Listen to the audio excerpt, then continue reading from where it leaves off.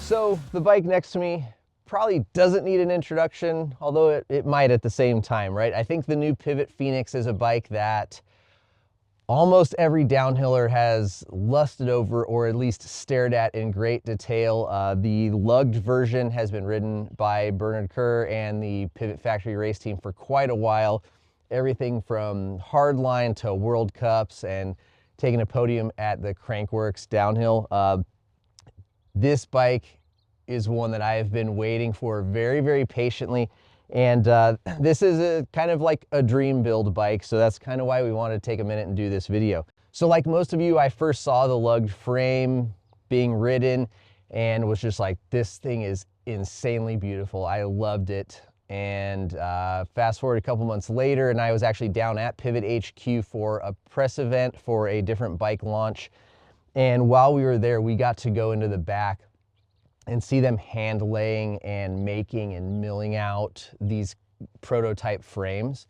And from that moment on, I was like, I need to have one of these bikes. Like I was like, I want one. And truth be told, I really wanted one of the lugged ones, but I think at like 20 grand plus, just for the custom hand-built nature of that bike, I don't think that'll ever happen. But Pivot, if you guys want to send one as a decorative museum piece, we'll take it.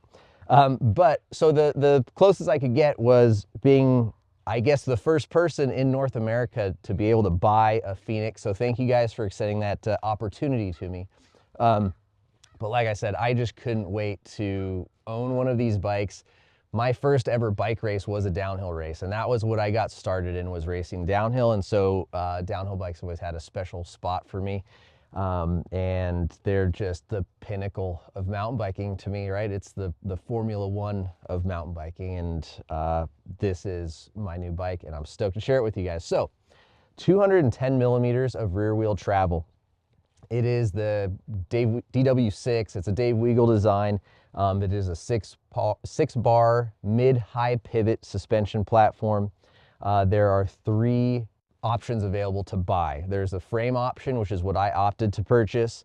Then you can buy an entry-level base build, which comes with RockShox base, Boxer, and Vivid Shock, and GX7 drivetrain. And then you can move up to the top tier build, which I think is $84.99, full Fox factory Kashima. So the frame kit will come with the idler pulley assembly and a Fox factory float X2 shock for $47.99. That base RockShox build will be $68.99, and then the Fox factory float X2 build will come in at $84.99. Full Shimano Saint, and a pretty dialed build spec all around there with some DT Swiss FR560 wheels on 350 hubs. Sizing on the bike is S1 through S4. I'm 5'11". I opted for the S3 size. There's kind of prefacing the numbers in each of those sizes. You've got some frame adjustability. Down here, just in front of the bottom bracket, the lower shock, you've got a progression flip chip. I guess one of the settings was pretty much intended for Bernard Kerr and, you know, crazy people, and then the other is probably going to be sufficient for mortals like myself. Then you've got a high-low flip chip adjustment, and that'll steepen head tube angle by about ½ degree, and obviously raise or lower your bottom bracket. So in the low position, which is how the bike shipped, it has a 480 millimeter reach. I have only got one ride on the bike so far, so I plan on taking it to putting it into the high position, which will lengthen my reach to 485. So I will probably be looking to purchase the 5mm headset cups. It does have a full 1.5-inch head tube, so you can do reach adjust headset cups, and I'm going to bring it back 5mm because I really like 480. The other thing that I'm going to probably be doing here is sliding my fork tubes up just a little bit. You know, with how and where I like to ride, I like 480, and I like a little quicker, higher bike. And yeah, maybe I'm just not fast enough or good enough. But yeah, I think it's 62.4, 62.5 degrees in the low position. Getting up closer to that 63 is gonna probably do me a little bit better for my local mountain. So we'll get into some of the other notable numbers. Bottom bracket height in the low position is 349. It's got a 1,298 millimeter wheelbase. Stack height sits at 635 millimeters. The chain stays are 443 millimeters.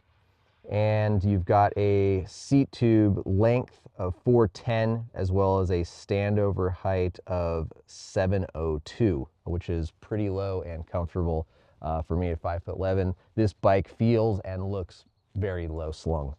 So moving into the custom build here, I obviously wanted to keep in theme with the gold. And I would love some feedback from you guys here. I happen to have a black Fox 40 with the gold decals, and I thought the black would look a little bit better. Some of the guys at the office said to go with the gold. We assumed that the viewers might enjoy the gold more, but I'm torn. So I would love your feedback on what you guys think. Black fork with gold graphics or keep it gold. Next up, the gold TRP drivetrain and brakes. The DHR Evos are some of my favorite brakes.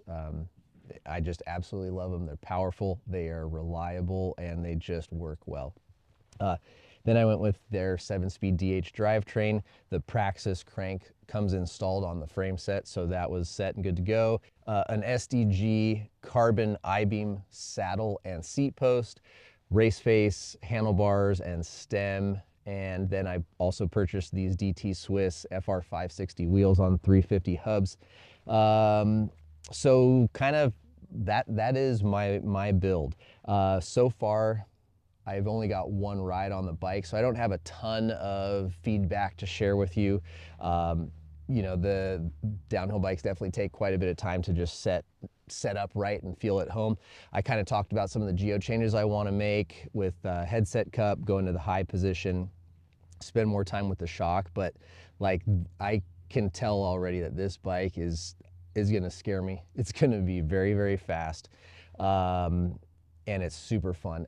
Without pedals, this bike weighs 35 pounds, and what was it, like 0.5 ounce? Yeah, it was like 35.05, so light. I'm wondering if I should look into some weights, some of those fancy things that those World Cup races are doing. But and nevertheless, standout points for me on this bike are the attention to detail. Of course, you know, Pivot is, in my opinion, probably one of the leaders in attention to detail and craftsmanship when it comes to their frames, the fit and finish.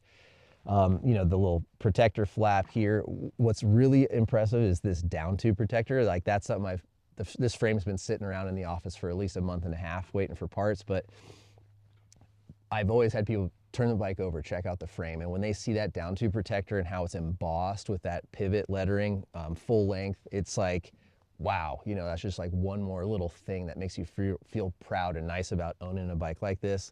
The integrated bump stop fork head tube protectors are awesome.